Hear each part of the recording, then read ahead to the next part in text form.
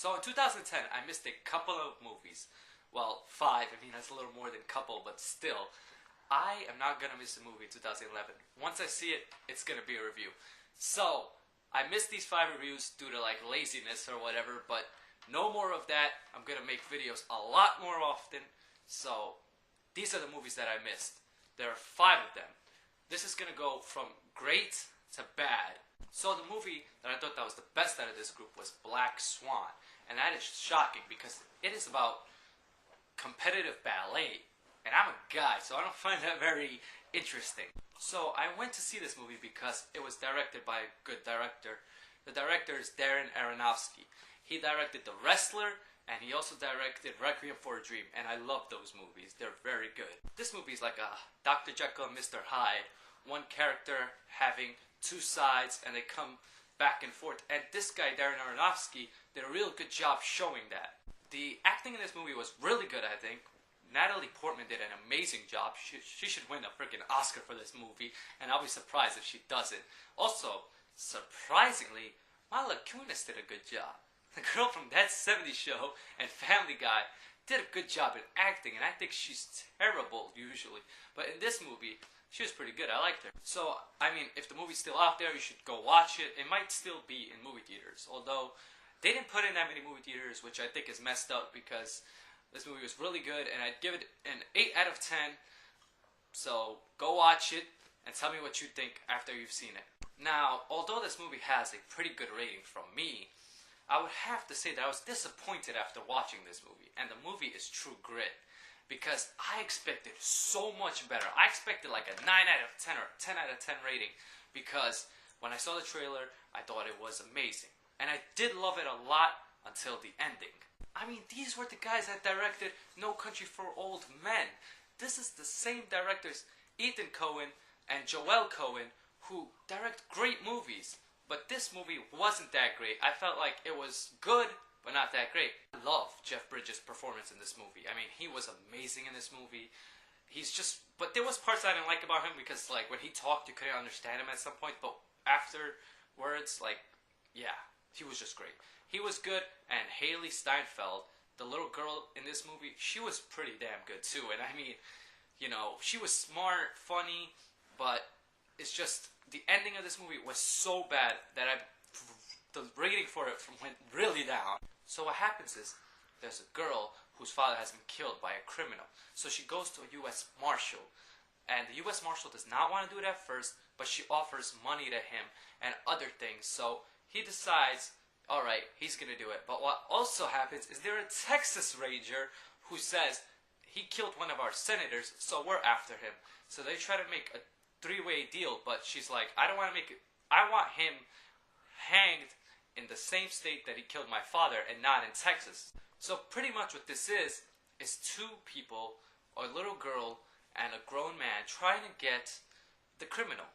That's all it is. It's a chase scene, pretty much. Now, where this movie is totally messed up is that the villain is not shown in the movie enough. You know, I love Josh Brolin, and he's not in this movie enough. Like, he's in there for like 10-15 minutes, so I thought that was pretty stupid. And also, like, just the ending of this movie is terrible, I think. Like, Coen brothers usually have good endings, but this one was probably one of the worst endings I've ever seen in 2010. So I'm gonna rate this movie now, and I'm gonna give it a 7.5 out of 10. I was gonna give it a 9 out of 10. It was really good. I really loved it, but then the ending just messed it all up. So this movie goes from a 9 to a 7.5. That's how bad the ending is. It lowered it 1.5 points, which is a lot. Now, Due Date is a comedy, which I thought was funny, but it wasn't that great. You know, it was so stupid, but I did like it though. It was pretty good. It wasn't as good as Hot Tub Time Machine. Hot Tub Time Machine was the best comedy of 2009. I mean, 2010. So Peter and Ethan, two guys, are on an airplane. And Ethan messes up Peter's whole trip because he wants company or something like that. So what happens is they have to get from Atlanta to Los Angeles in 5 days because Peter's wife is pregnant and he wants to see his child being born. This movie is a lot like Harold and Kumar's Escape from Guantanamo Bay. They get kicked out of their airplane and then pretty much they have to get to their destination. That's what this movie is about. A lot of stuff happens in between, but does he or does he not get to his destination in time? That's the question. But I'm not going to say that because it's going to spoil it. Now, the stuff that happens in between is pretty funny. I will give it that. Just like Harold and Kumar. So, I'm going to rate this movie a 7 out of 10. I felt like it was too much bullshit, but, I mean, it is a comedy, so whatever. Paranormal Activity 2 is a prequel to Paranormal. So, they should have called it something else. So, if you remember in the first movie, Katie, the demons are coming after Katie. And now, what happens in this movie, it shows that it actually is going after her sister. So that is what's going on. The demons are now in his sister's house. So basically, you know, Paranormal Activity, doors closing, people screaming. I swear this was probably the worst movie that I've ever seen in the movie theater. Not the worst movie of the year, but the worst movie to watch in a movie theater because people fucking scream at everything. A door closes and people yell all the time. It's like, come on, man. I loved the first Paranormal Activity. Well, not loved, but I liked it because it was very original. It was the first time they did it. The second one just felt like a copy, and they just put a sister in there, and they're like, you know, it's so stupid. I don't like Paranormal. I don't know. I'm just not a fan of it anymore. It's really dumb. They just want to make money, so they keep on making these paranormals. They're gonna make a third one by next year, probably too. So anyway, what I gotta say is, it's time to rate this movie, and I'm gonna rate this movie 5 out of 10. Now for the worst movie in 2010. It haunts me. That's how bad this movie is. Like, till today, it's like, what the fuck were they thinking? This has gotta be one of the worst movies of all time. Like, this makes Twilight look good. Clash of the Titans.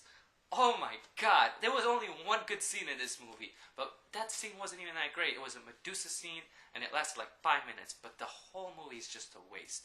Don't rent this movie, don't buy this movie. If it comes again in theaters for some reason, don't watch it. This movie is just the worst, one of the worst I've ever seen. So, what they thought was putting Sam Worthington in this movie after Avatar will make this movie successful. And I think it was alright in the box office, but it wasn't alright for the people who saw it. These guys, us, the people who saw it, are fucked up. That's it. There's no repair unless you watch Inception. So Perseus, who's Zeus's son in this movie, he's just a mortal. He has no, like, god power or anything. So what he has to do is, he's just going against the gods, because the gods have been treating the people horribly.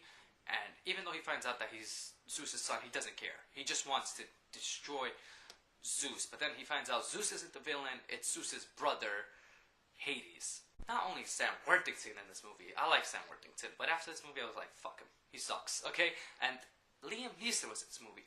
Liam Neeson is awesome. Have you ever seen Taken? That movie is great. But in this movie, it's just, no, release the Kraken was the best line in this movie. Can you believe that? Release the Kraken, that's it. And this movie's just so bad. I don't even, yeah, it's just 2 out of 10. Don't watch this movie ever, and unless, like, you want to see a really bad movie and you want to make fun of it, then that's the only reason to watch this movie. Okay, so I am done for reviewing movies for 2010. Now it's time to move on to 2011.